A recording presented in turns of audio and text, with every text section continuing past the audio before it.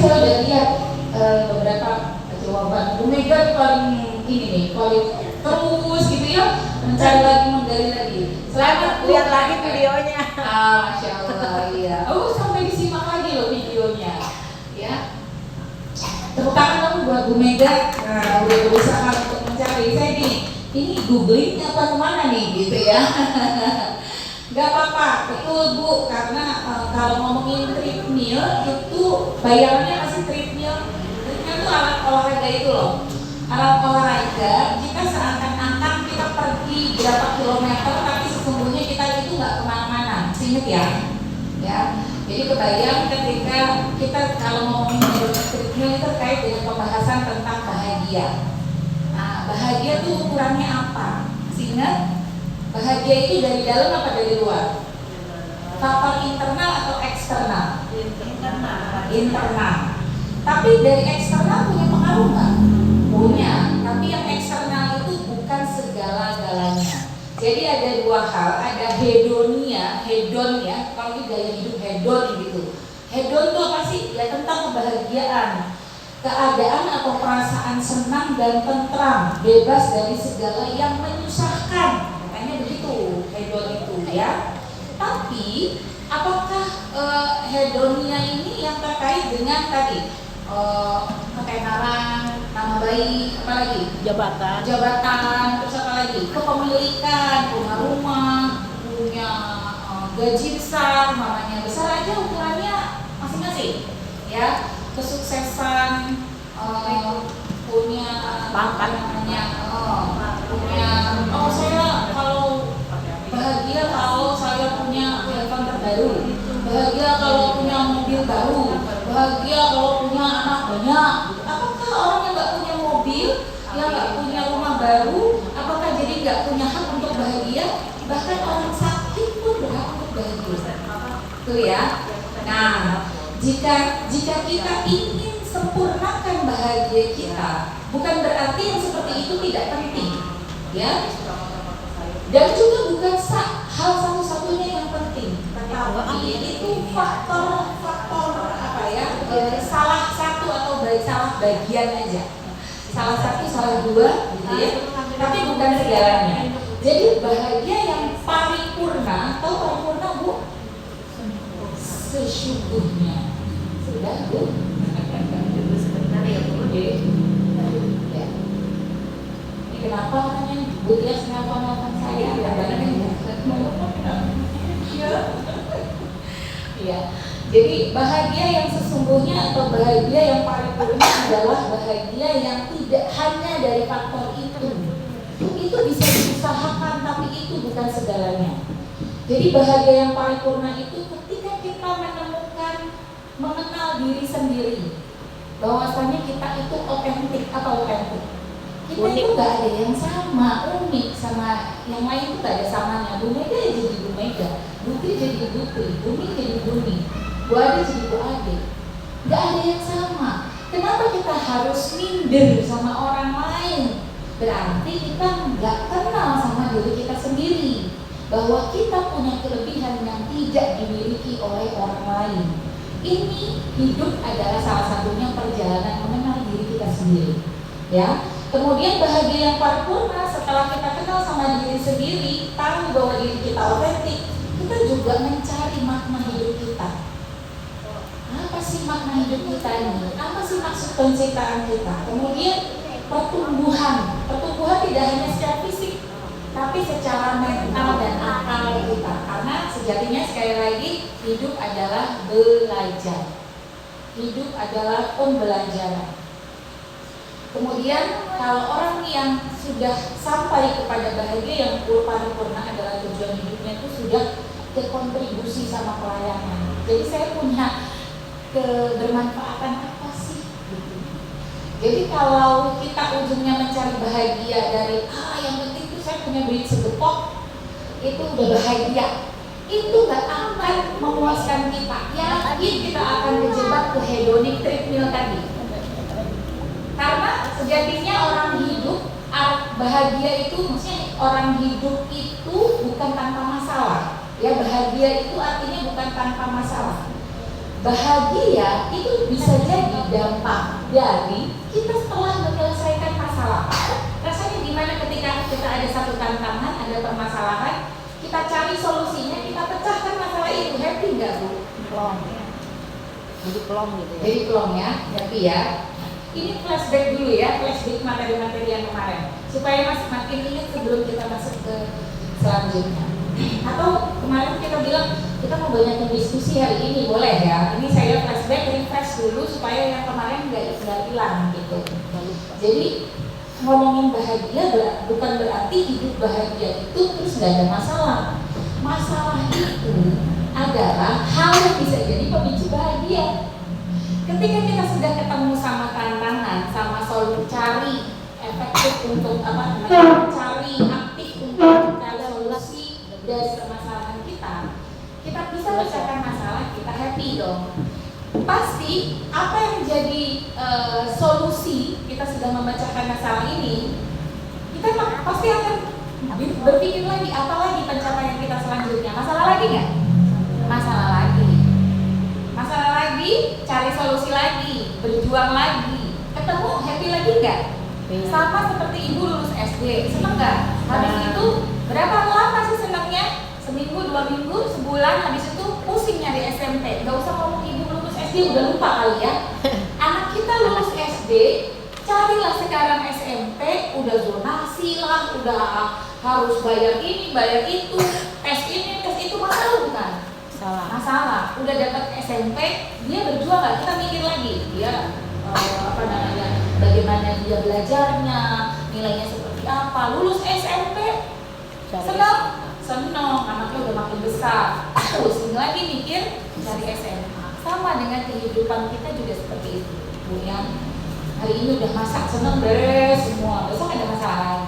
Nah, masalahnya apakah ketika kita setiap hari membuka mata kita yang kita pikirkan sebatas itu saja, atau kita sudah bergerak ke bahagia yang lain dengan level yang lain, sudah mikir bagaimana siapa diri saya, apa makna hidup saya, apa misi saya hari ini, apa pertumbuhan dari tidak hanya fisik tadi ya, tapi apa ilmu yang bertambah setiap harinya, kompetensi apa? Kompetensi nggak ngomongin soal ibu harus kuliah lagi S1, S2, S3, enggak Bu. Tapi ibu bisa belajar, kita itu bisa belajar dari mana saja, dari siapa saja, kapan saja. Ya. Dan apakah kita sudah bergerak, berpikir setiap malam sebelum tidur gitu ya, tentang kebermanfaatan apa sih yang sudah kita ciptakan hari ini? Kebermanfaatan apakah harus ngomong di depan orang, berorasi, kemudian menyampaikan training pembelajaran? Tidak.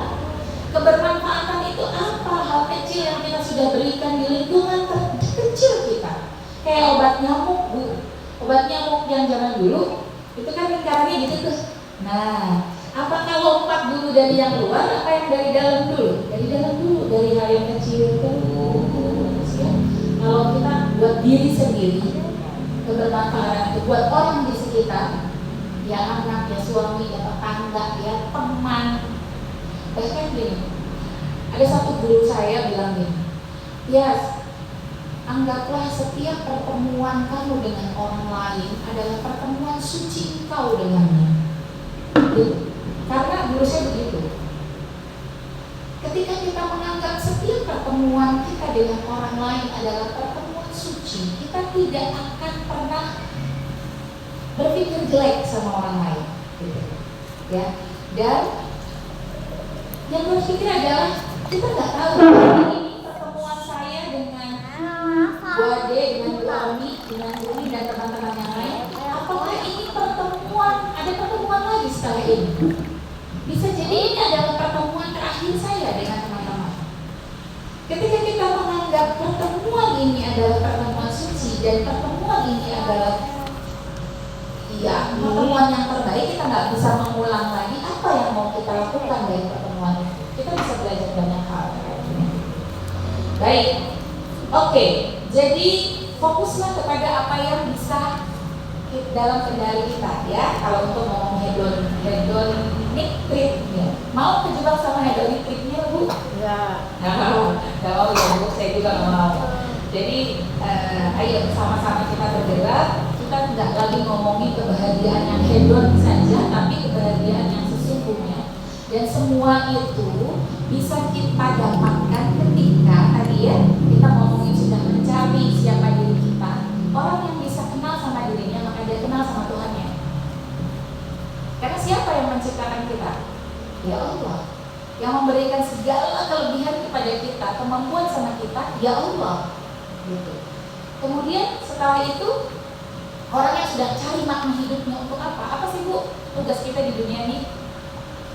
Wa ma khalaqul jinna wal insa illa liya'budun. Katanya kan beribadah. Tapi ibadahnya gimana? Ibadahnya cuma di pojok musola aja. Ngaji, sholat, zakat, puasa, itu aja kan ibadah kita. Jangan salah. Kita berbaik, pikiran positif kita sama orang lain itu juga ibadah, gitu ya. Makanya ini tuh sebenarnya saya ambil dari sini, saya lagi membedah buku Mindful Life di sini. Saya kayaknya sebenarnya di Quran tuh ada nggak sih gitu kan? Itu ternyata lengkap semuanya, gitu. Nah, untuk seni menjalani hidup untuk bahagia dan bermakna itu nyarinya di mana? Ngomongin ibadah, kita udah sering nih dengerin itu Bu di pengajian. Tapi detailnya gimana? Smart actionnya gimana? Smart action itu gimana sih? Yang spesifik, yang mudah banget buat kita lakukan dan kita bisa ada ukurannya tuh caranya gimana? Gitu ya, makanya kita membahas ini.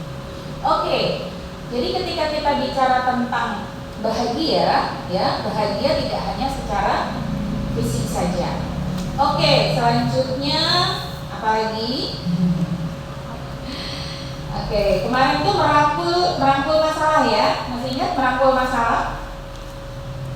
Aku mau tanya, merangkul masalah, karena hidup itu sejatinya ya banyak masalah. Hidup yang bahagia bukan hidup tanpa masalah. Masalah adalah bagian dari hidup. Bisa nggak kita menghindari masalah? Pokoknya sehari ini jangan ada masalah gitu. Ada bisa nggak Bri? Bisa. Pasti ada. Bahkan kalau Pak Bagus nggak ngomel sama Bu Tri umpamanya, pasti ada masalah apa aja. Yang ibu nyari kerudung mau yang dipakai hari ini kerudung apa masalah bukan? Masalah loh, karena kita berpikir, ya nggak? Iya. Katakanlah nih anak saya nggak rewel atau suami saya nggak nuntut apa gitu, ya tetap aja mamanya, oh saya besok katakanlah saya mau masak apa besok itu masalah bukan? Masalah. Jadi hidup itu rangkaian masalah. Hidup bahagia itu adalah hidup yang berdamai dengan masalah. Kebanyakan dari kita itu masalah kita ada yang lari, ada yang menghindari, ada lagi yang menekan masalah itu. Rasanya gimana? Ya udah kita nggak bisa lepas sama masalah, jadi ya dirangkul aja masalah. Benar nggak? Bu Mega sini deh, coba sini. Nih ceritanya nih ya, coba ibu dorong, saya dorong. Nah dorongnya kenceng, paling kenceng, ya kenceng ya. Nah kayak gini, kita kalau lagi sama apa namanya nggak bisa merangkul masalah, jadi tuh kayak gini, mau dorong-dorongan, mau gimana juga nggak akan pernah nggak sama ketemu, ya. Tapi ketika ada masalah seperti ini, kita ngerangkul begini, kita deketin masalahnya, kita tarik, kita bisa bawa masalah itu nggak kemana yang kita mau. Ya seperti itulah ketika kita bisa merangkul masalah. Masalahnya juga masalahnya. Ego kita yang kadang-kadang besar, ya. Masing-masing. Jadi Bu, ada 4 hal untuk bisa merangkul masalah. 1, kita yakini, kita perlu sadar bahwa hidup adalah serangkaian masalah yang tidak ada habisnya. Setuju nggak? Setuju. Ini perlu sadar dulu nih, terima. Kalau kita bilang masa iya sih nggak ada ujungnya masalah itu, ya memang itu kenyataannya bahwa hidup adalah serangkaian masalah yang tidak ada habisnya. Dan yang kedua, kebahagiaan itu muncul dari pemecahan masalah. Yes, ini flashback aja nih.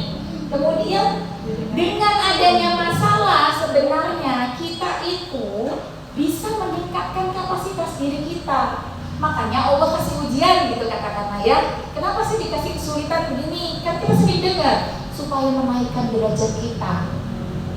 Paham nggak yang dimaksud dengan menaikkan derajat ini?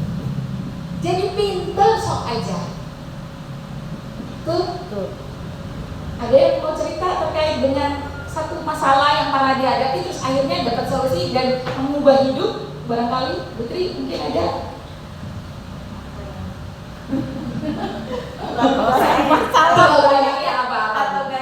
Kan saya udah nyaman jualan di SD, udah ada tempat, omset udah biasa dapat 600 sehari, pokoknya udah Enak lah ya. Nah, sekali waktu kan ada corona tuh, Bu. Kita SD-nya pada libur semua, nggak bisa jualan. Kita kan ada masalah kan buat makan sehari-hari gimana anak-anak ya. Mulai menjual aset motor satu. Nah, habis itu baru deh berpikir saya mau DO juga, takut ya kemana-mana. Oh, kan disemprot, dia masuk ke perumahan semprot sini pada gatel semua badan saya tuh. Terus dari kejadian itu kita jadi gini, gimana nih mengatasinya. Nah, saya lihat kan udah gabung reseller sini, udah ngikutin gabung jualan tinggal iklan gitu. Nah, gimana kalau saya memproduksi satu barang biar nggak capek muter-muter. Nggak capek kan sampai ke Asri Pratama kemarin, tapi jadi tahu wilayah Cikarang Selatan. Saya jadi tahu dari masalah kan? Iya, dari masalah saya jadi tahu nih perumahan Pesona Ciantra sini, BCA sini. Asalnya saya nggak tahu, taunya Pila aja di sini. Iya. Dari masalah dapat relasi. Ya, dapat relasi terus orang saya nggak taunya agennya cuma 1-2 biji aja. Nah, dari situ tahu-tahu ada beberapa agen yang menghubungi saya, Bu, bisa nggak bikin ini? Masya Allah. Nah, itu sampai jadi sekarang dari masalah ternyata ada solusi di sana. Fokus sama solusinya kan? Jadi ya kita kan perlu fokus sama solusi, fokus sama proses, mesti ingat. Ya. Dan masalah itu memperbesar kapasitas kita. Jadi jangkauannya jadi jauh, jadi banyak. Itu yang dibilang menaikkan derajat. Ya, jadi kalau menaikkan derajat tuh terus apakah harus besok jadi Raffi Ahmad gitu, sekelas Raffi Ahmad? Enggak juga, Bu. Bahkan ketika mungkin ya kena PHK gitu ya, atau keluar dari kantor, mungkin itu ada keputusan di mana kita jadi bisa membuka peluang usaha kita sendiri. Sama Allah kita dicemplungin nih, kasih soal nih supaya kita bisa bergerak maju di sana. Dan yakinlah bahwa masalah itu nama fa artinya apa? Yang jago bahasa Arab nih, saya enggak ini. Fa artinya kan maka. Fa inna apa? Sesungguhnya. Fa inna ma'al usri yusra. Sesungguhnya beserta kesulitan ada kemudahan, bukan setelah kesulitan, bukan. Coba dilihat deh yang tahu bahasa Arab ya, itunya apa namanya, Bu? Kalau bahasa Inggris itu structure-nya gitu, grammar-nya gitu ya. Bisa dilihat di situ. Yang saya ketahui bahwa fa inna ma'al usri yusra, dibilang lagi inna ma'al usri yusra. Bahwa beserta kesulitan itu, beserta masalah itu ada kemudahan. Allah itu satu paket, enggak satu paket. Hanya kita kadang tertutupi dengan fokus sama masalahnya. Ya, betul. Kalau fokus sama masalah, kalau dianalogikan jendela itu seperti apa? Masih ingat? Kalau kita fokus sama masalah, seperti kita melihat keluar dari jendela yang penuh dengan debu-debu. Yang kita bisa lihat cuma debunya, nggak kelihatan di luar. Tapi ketika kita fokus sama solusinya, gitu ya, maka kita seperti melihat kaca yang bersih dan bening.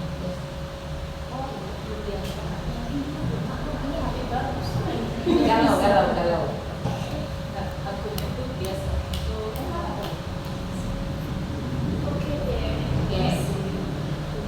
Jadi gitu ya, meningkatkan kapasitas diri kita. Nah, jadi gimana cara menyikapi masalah? Kalau fokus sama apa yang bisa fokus sama yang bisa kita kendalikan ya.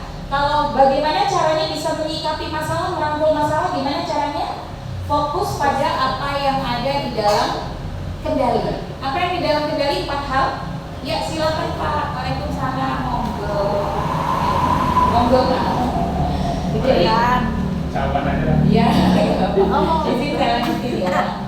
Jadi 4 hal yang bisa yang benar-benar bisa kita kendalikan. 4 hal apa? Perasaan, pikiran Pikiran kita. Pikiran akan mempengaruhi perasaan kita. Kemudian apa lagi? perasaan Ya, perasaan akan bisa mempengaruhi tindakan. Dan apa yang bisa kita kendalikan salah satunya lagi adalah kata-kata atau ucapan kita.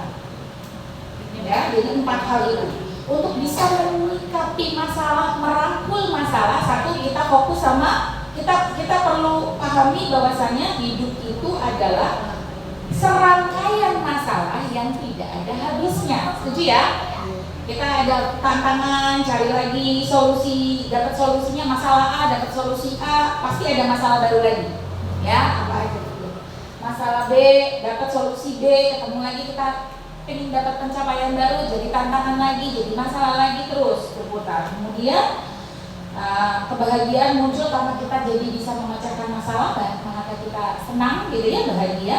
Tapi ingat, bahagia ada 2, ada yang hedonic, ada yang kalau bahasa ilmiahnya tuh eudaimonik, tapi gampangnya itu bahagia yang sesungguhnya gitu ya, bahagia yang paripurna gitu ya, bahwasanya tadi kita kenal diri kita. Kemudian apa lagi? Bahagia yang paripurna itu kenal diri. Tadi ayo ada berapa macam, berapa hal. Kemudian ya, kita mencari makna hidup kita. Kemudian apa tadi? Ya, kita sudah kontribusi apa sih, kebermanfaatan apa sih yang sudah kita berikan? Kebermanfaatan satu. Kenapa kita ingin sampai kepada kebermanfaatan? Untuk diri sendiri, untuk orang-orang di sekitar kita. Dan bagaimana apa yang kita lakukan bisa mendekatkan diri kita kepada Allah. Nah, di situ sebenarnya bahwasanya kebermanfaatan itu nyambung sama makna hidup kita. Apa sih sebenarnya tujuan hidup seseorang? Pernah nggak sih kita, kenapa sih saya didatangkan pasangan saya, anak saya, tetangga saya sebelah modelan begini, tetangga saya di depan modelan begini? Mungkin bisa jadi. Atau kenapa sih kita dikumpulkan di majelis saat ini? Gak ada yang kebetulan, pasti ada maksudnya. Ya, jadi balik lagi tadi, masalah selalu datang dengan solusinya. Kalau di Quran surat apa itu? Al-Insyirah, ya, 2 kali diulang itu. Fa inna ma'al usri yusra, inna ma'al usri yusra. Jadi gimana menyikapi masalah? Fokus sama apa yang bisa kita kendalikan. Yang kedua fokus sama solusi, dan yang ketiga fokus sama proses. Ya. Oke. Ada Tirtiniin di sini. Ini sebenarnya udah kemarin dibahas ya, saya perdalam lagi aja. Kalau fokus sama solusi seperti tadi kita melihat jendela, dari jendela yang bening. Kalau fokus sama masalah itu jendelanya itu kotor. Kita nggak bisa melihat situasi yang sebenarnya di luar sana. Tapi kalau kita bersihkan dengan apa yang bisa kita kendalikan, pikiran, perasaan, apalagi tindakan, kata-kata kita, maka insya Allah itu bisa clear dan kita bisa lebih melihat dengan jernih. Kemudian kalau fokus sama solusi tadi seperti itu ya. Nah, sadari, gimana, masih ingat nggak cara fokus sama solusi? Sadari bahwa kita tidak bisa memilih kejadian. Nah, mana ada spidol Bu? Ada. Itu pun di atas. Ini ya. Yang ada tutupnya Mbak. Ya. Maaf.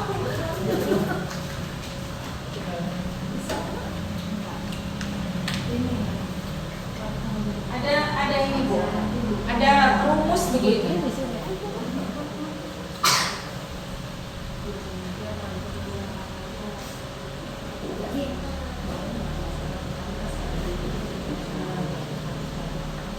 K plus R sama dengan H.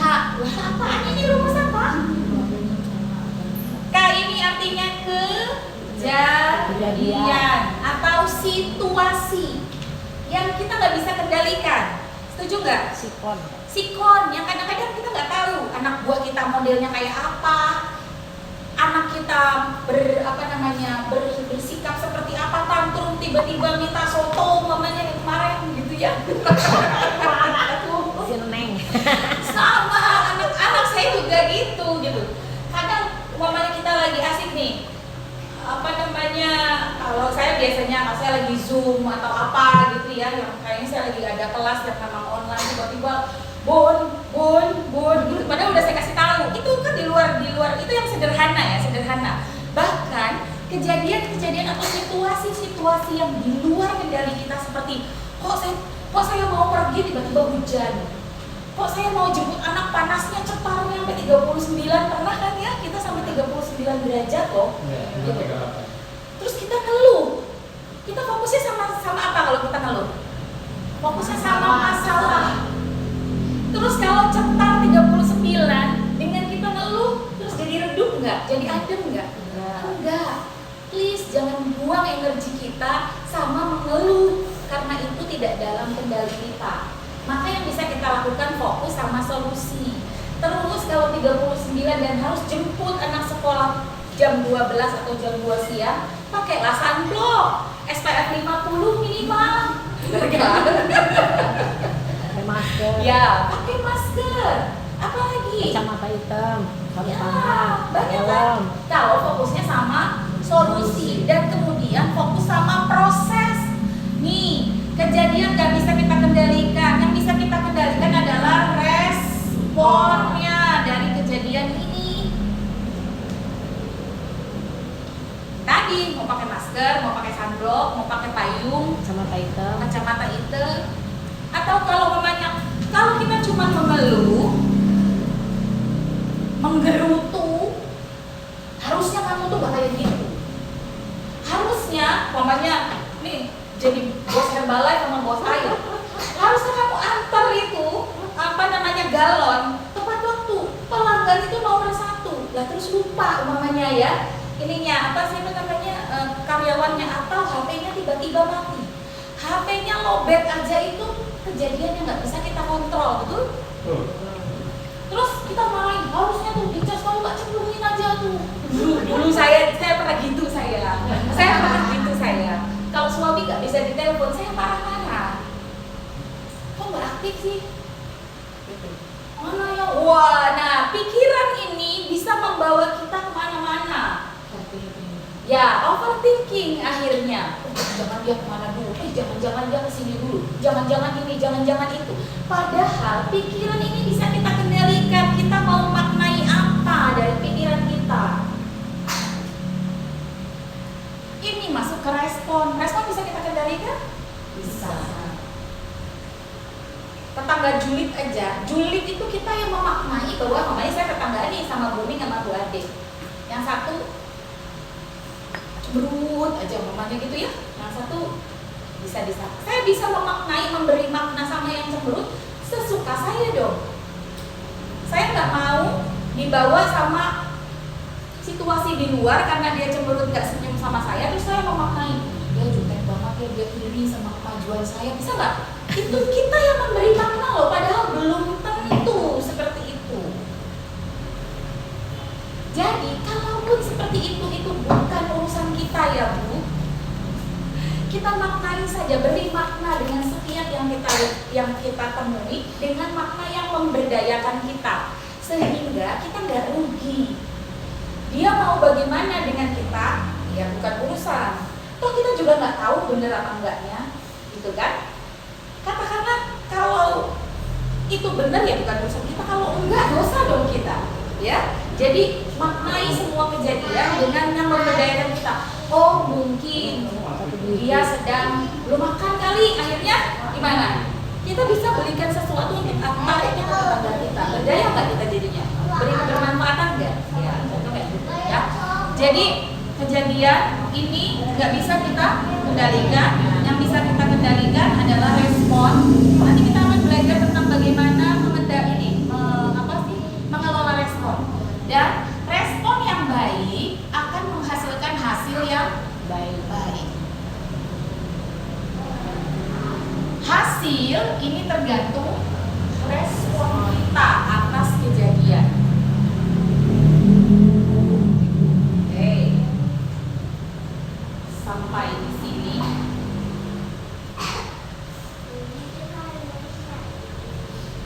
Oke. Dan kalau sudah kita ambil respon, kita kan bergerak nih menuju prosesnya. Jalan keluarnya apa? Fokus sama jalan keluarnya, sama prosesnya. Ya. Contoh tadi, cetar 39 derajat pengen cari SPF yang 50 ke alfa, fokus kan? Kalau mau cari, bisa nggak? Kalau di rumah nggak ada, terus kita cari-cari di rumah, ya nggak akan ketemu. Maka kita perlu ke toko atau kita pesan atau apa, itu kan proses. Oh, udah sampai alfa ternyata nggak ada, habis. Itu sudah di luar kendali lagi, Bu. Ya, seperti kalau kita mendidik sasaran pakai anak panah, ingat? Kita punya anak panah nih. Kita didik sasarannya. Ini kan proses nih. Kita pilih mana sasarannya, kita didiknya kemana. Di tengah jalan ada angin berhembus kencang, membawa anak panah ini nggak tepat sasaran. Itu sudah bukan. Iya, di luar kendali kita. Qadarullah itu namanya. Ini pun perlu diterima lagi karena ini adalah kejadian atau situasi yang nggak bisa kita kendalikan. Kita fokusnya dengan apa yang bisa di dalam kendali kita. Ya, 4 hal tadi. Oke, nah itu semua diperlukan ada disiplin pikiran. Ketika kita fokus sama solusi, itu kita perlu, berarti kan kita udah pikir kan, itu kita perlu disiplin pikiran kita. Kita maunya apa? Ya, kemudian fokus sama prosesnya, ya, fokus pada prosesnya, maka kita disiplin apa? Tindakan yang kita lakukan. Dan kalau sama hasilnya itu memerlukan disiplin keinginan. Pengennya gimana sih kita tuh? Pengennya berhasil dong kalau untuk mencapai sasaran. Tapi kalau sudah di luar itu hasilnya bisa kita pastikan apa enggak? Sama aja bangun usaha. Gua ada dagang hari ini, wah udah stok barang banyak, mamanya. Gua ambil, wah udah target nih bulan ini berapa PT yang diinginkan. Ternyata kayak kemarin namanya pandemi terjadi.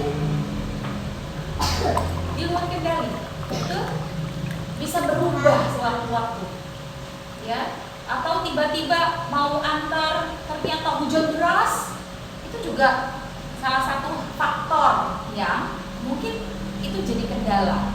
Tapi apakah terus kita fokus sama masalahnya atau fokus sama solusi? Oke, sebelum saya lanjutkan ada pertanyaan, diskusi dulu aja yuk. Ini baru udah setengah jam, tapi kita baru review yang kemarin, aku lupa. Putri ada pertanyaan? Jelas. Udah? Oke, wah udah jago-jago kayaknya. Sejauh ini saya ingin tahu progres atau perkembangan apa dari diri teman-teman yang dirasakan dari 3 pertemuan kita kemarin. Karena ketika kita belajar tanpa kita praktekkan, itu ya cuma jadi endapan aja, muap aja. Apa yang bisa diaplikasikan sederhana aja dalam kehidupan sehari-hari. Contoh, ya tadi, dulu saya kalau suami susah ditelepon, saya suka baper, kayak gitu ya. Oh sekarang saya udah nggak gitu lagi karena yang saya lakukan adalah namanya ya ABC. Ada yang mau sharing? Gini? Lebih tenang aja, lebih tenang. Hari berangkat ke sini ya hal sederhana sih, kadang nanti pengen nyocokin sedap misalkan. Nah, dia tuh yang pengennya pakai warna krem, tapi ternyata belum disetrika. Nah, ya sudahlah, ini aja yang ada gitu. Kayaknya kayak nyambung gitu. Sederhana kan sebenarnya ya. Tapi kadang-kadang itu bikin overthinking nggak? Iya, kadang-kadang kalau biasa matching nggak matching, nanti si ini bilang ngeliatin aku gini. Ntar kalau ada gengnya itu tuh, makanya gitu ya, ntar aku nggak kelihatan kece. Contoh kayak gitu, ya. Itu sebenarnya masalah yang kita buat-buat sendiri kok, bener nggak? Jadi orang juga nggak sedetail itu memperhatikan. Gitu. Nah, tinggal apa sih sebenarnya yang benar-benar penting ingin kita capai? Apa yang mau aku cari hari ini? Apa sih kebermanfaatan apa yang aku ingin beri atau aku ciptakan hari ini? Itu adalah ini. Ketika kita ingin melakukan sesuatu, cari mengapa pentingnya. Jadi kalau dari bukunya Simon Sinek, kalau ibu cari ada namanya Find Your Why. Start with why. Apa yang namanya? Mulai dengan mengapa, kenapa. Kenapa sih saya harus buka usaha galon? Ya karena biar uang saya banyak jadi pengusaha. Kenapa sih harus jadi pengusaha? Cari sampai benar-benar kita nggak bisa jawaban lagi, nggak ada jawaban lagi.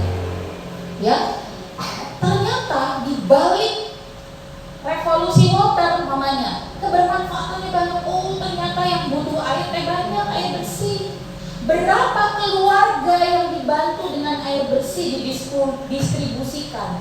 Berapa kehidupan yang ada di sana tumbuh dari galon-galon air yang diantarkan.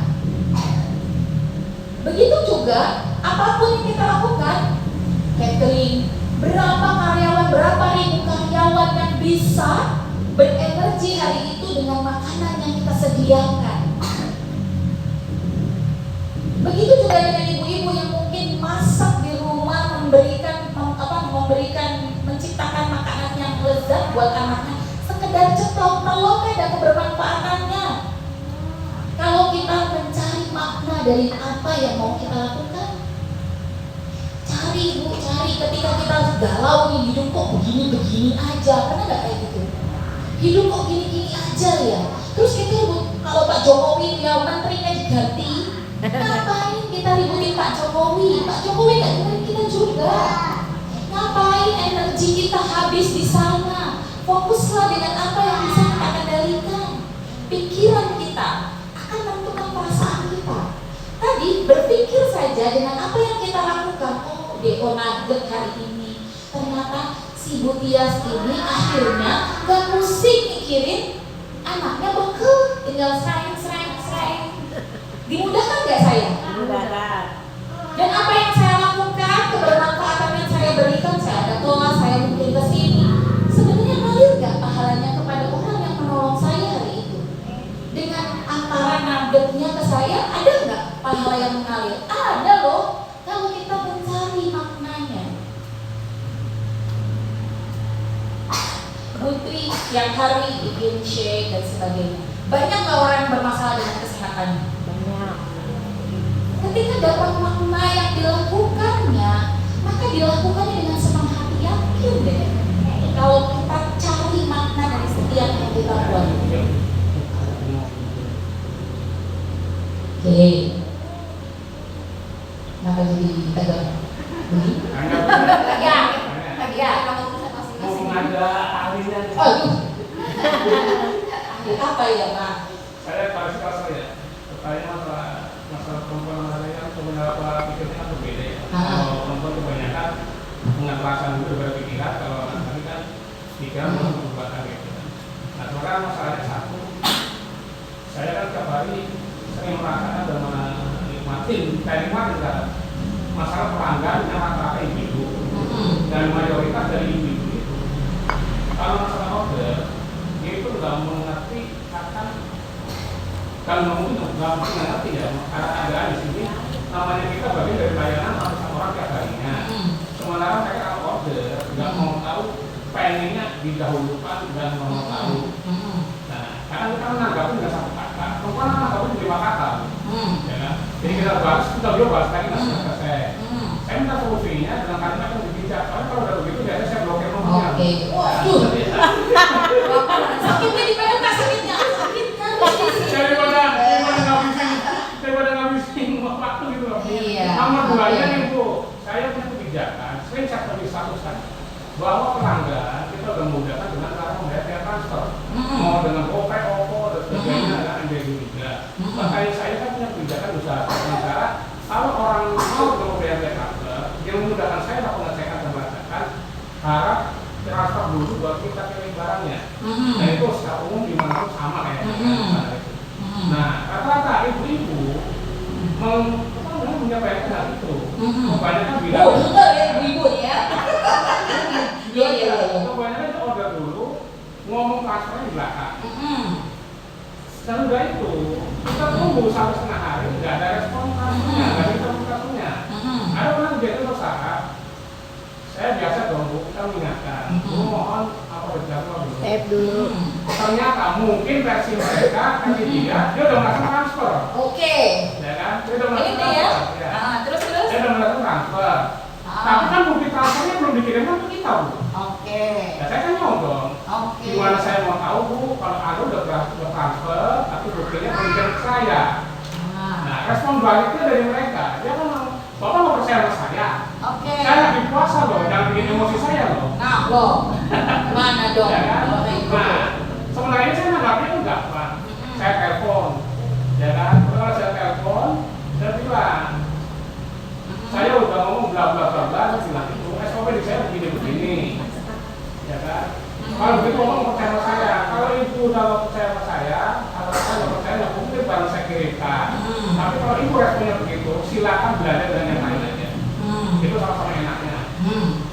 Oke. Rasa bijak itu lah. Oke, apakah bijak? Mari kita bedah. Nah, dari ceritanya Pak Bagus, mana yang di dalam, mana yang di luar kendali? Area luar kendali, sebutin Bu. Tadi customer. Oke, customer. Customer yang kenapa customer? Ya, ini ada di sini ya. Kita diutamakan. Sikapnya ya. Oke, customer. Sikapnya, cerewetnya, apalagi? Mungkin ini Bu Nggak transfer, nggak ngikutin aturan gitu ya. biasanya merasa pembeli adalah raja. Aturan. Itu emang. Apalagi? Pembeli adalah raja. Ya. Merasa pembeli adalah raja. Sebentar lagi dibawain lagi. Apalagi? Ya, kasih Mas. Anggapan Apa lagi? pembeli adalah Yang raja. pembeli biasanya merasa raja, Merasa raja. dia harus Oh. dilayani dengan sebaik mungkin. Pikirannya ya. Ya, sementara kita melayani kan udah nambah personil pun tetap aja kan nggak bakal bisa bikin dia Apalagi? maksimal. Alat bayar. Iya. Lah bayar lagi jadi nggak percaya Bu. Gak percaya. Apalagi? Banyak ya. Ya. Ini ada di dalam kendali atau di luar kendali? Luar. Sadari bahwa itu di luar kendali Pak Bagus. Itu dulu, disadari dulu bahwa itu nggak bisa dikontrol. Maksudnya gini, dikontrol itu dalam artian bukan berarti nggak bisa dipantau, Ya. tapi nggak bisa Pak Bagus kendalikan seperti maunya Pak Bagus. Ya. Sadari bahwasannya itu dulu. Sebenarnya nggak hanya ibu-ibu saja. Insya Allah ibu-ibu di sini enggak ya? Saya suka lupa soalnya. Ya, oke. Ini di luar kendali. Yang sebenarnya bisa jadi bagian diambil kendali sama Pak Agus, Pak Bagus yang mana? Kalau dari ceritanya Pak Bagus. Menjawabnya. Menanggapi, Apalagi? menyikapinya, Merespon. Apalagi? menyikapi, Menanggapi. Memikirkan. Dengan Pak Bagus ini sikap nih, sikapnya dia yang ibu-ibu itu dasar cerewet ya. Istrinya Pak Bagus ibu-ibu cerewet berarti ya. Itu orang pelanggan gak ngikutin aturan. Pikiran pembeli itu yang macem-macem lah. apapun ya, memikirkan berpikir tentang bagus itu seperti apa. Bisa kita kendalikan, harusnya kamu nggak boleh mikir gitu. Aku tuh baik loh, baik banget loh. Bisa nggak? Nggak bisa. Yang bisa kita kendalikan di sini Pak, yang bisa Bapak bisa kendalikan. Apa yang Bapak pikirkan terkait pelanggan Bapak, itu menentukan perasaan Bapak. Dasar ibu-ibu, dengan bahasa dasar ibu-ibu, itu rasanya gimana? Semua ibu-ibu nyebelin, percaya nggak? Ya kan? Padahal belum tentu ibu-ibu sepilatnya banyak Pak. Itulah otak kita yang kadang-kadang suka mengeneralisasi. Dasar laki-laki buaya. Semua buaya, Pak Bagus nggak buaya? Ya kan? Jadi nggak bisa kita generalisasi. Jadi bukan beingnya Pak, bukan orangnya. Bapak pisahkan antara orang dengan sikap atau perilakunya. Orang sama perilakunya beda. Ketika orang yang cerewet tadi, maka yang Bapak gak suka itu orangnya atau cerewetnya. Jadi pisahin. Saya gak suka cerewetnya. Orangnya baik kok umpamanya. Dengan Bapak memunculkan, memaknai si orang itu dengan makna baru di kepala Bapak, perasaan Bapak pasti akan berubah. Itu yang bisa dikendalikan. Jadi apapun itu ya, namanya pelanggan, kita yakin, kita sadari dulu bahwasanya kita tidak pernah bisa memuaskan semua orang. Jadi gak apa-apa. Kalau Bapak berpikirnya ibu-ibu cerewet, ya udahlah si ibu cerewet ya udahlah biasa kayak gitu. Mungkin nggak pas respon, padahal semua kan pengen didahulukan. Ya nggak apa-apa, semua pelanggan pengennya nomor 1, kecap nomor 1. Kalau Bapak nggak sanggup ya wis, Bu, saya itu kan balik ya, ambil pikirannya, cari makna. Oke, saya terima kasih dari apa yang dimasukkannya tadi. Saya melakukan yang terbaik. Terbaik itu gimana? Tidak harus terbaik menurut si ibu Pak, terbaik menurut Bapak. Contoh, Bu Tias telepon jam 6.30, Bu Ade jam 6.32. Duluan mana yang mau diantar? Yang ini dulu. Ya udah, prioritas. Bu Ade ngomel-ngomel, mamanya dasar habis tahu Bapak. Barusan kira-kira begitu. Ya, Adalah begitu. it's okay Pak. Yang perlu Bapak sadari, ngomelnya dia bukan urusan Bapak. Dia lagi ngungkapin aja perasaannya mungkin, ya. Dan itu yang Bapak gak usah masuk. Nah, ketika Bapak marah, kesel gara-gara omelan si ibu-ibu tadi, artinya Bapak mau disetir sama si sikap ibu tadi. Padahal raja dari pikiran, perasaan, dan tindakan kita sendiri bisa tentukan. Gitu. Ya. Jadi apapun tadi itu situasi ya. Balik lagi, yang tadi adalah situasi. Situasi ketemu orang yang ngomel-ngomel. Bisa kita kendalikan? Nggak bisa. Ibu jangan ngomel deh. Setiap saya datang, ibu ngomel. Oh begitu ibu saya blokir. Pak, daripada begitu, itu kan ngabisin energi satu. Yang kedua kita kehilangan pelanggan ya. Satu. Gak apa-apa, gak ngaruh. Cuma satu ini. Bayangkan ketika kita ketemu banyak ratusan pelanggan yang kayak begitu, dan sikap kita kebawa emosional sama emosi beda. Ya, kita kebawa marah. Sebenarnya kita memberikan repot diri kita ke orang itu. Mau diacak-acak pikiran kita. Kita nggak tahu di balik ngomelnya dia itu sebenarnya lagi ngomel sama anaknya kah? Sebenarnya sebelumnya ada kejadian berantem sama suaminya kah? Kita nggak tahu, dan itu bukan urusan kita. Jadi berikan makna di setiap kejadian kepada makna yang kita inginkan Pak. Inginnya hari ini baik, maka berikan makna-makna yang baik di setiap kejadian yang kita dapatkan. Gitu ya. Kelihatannya mudah, tapi yakinlah ini tidak gampang. Karena perlu pembiasaan. Yang biasa dilakukan adalah kita langsung reaktif. Apa bedanya respon dengan kita merespon dengan reaktif? Kalau reaktif tuh kayak bom meledak itu loh Pak, petasan banting itu loh. Jadi baru kesulut dia. Tapi kalau respon tuh mikir dulu. Nah, kita mau ngomongin bagaimana caranya mengelola respon hari ini. Sampai di situ, apakah cukup menjawab? Apa bagus? Dicoba. Jangan menyerah kalau umpamanya tiba-tiba susah banget ya, karena kita sudah terbiasa dengan cara-cara kita yang lama. Ada yang sudah mencoba kemarin gitu ya, kan karena saya nggak tahu nih permasalahan ibu-ibu masing-masing kan punya nih. Saya biasanya tuh mamanya sama tetangga tuh saya sukanya begini, tapi saya coba pelan-pelan merubah, memberi makna di pikiran saya kalau ketemu sama dia mamanya. Dan apa yang terjadi ketika 7 hari berlangsung, sebulan berlangsung, itu pasti rasanya akan beda. Iya. Yes? Ya, pelan-pelan. Ini Bu, sebenarnya ini rumus hidup kita jadi tenang. Tenang itu kita yang bikin gitu loh. Iya, kita yang mendalikan. Bahagia juga sebenarnya kita yang mendalikan. Karena bahagia itu tadi, bahagia itu kita bisa hadir saat ini menikmati pertemuan saya dengan Bu Isti, dengan Bu Ning, dengan Bu Ani.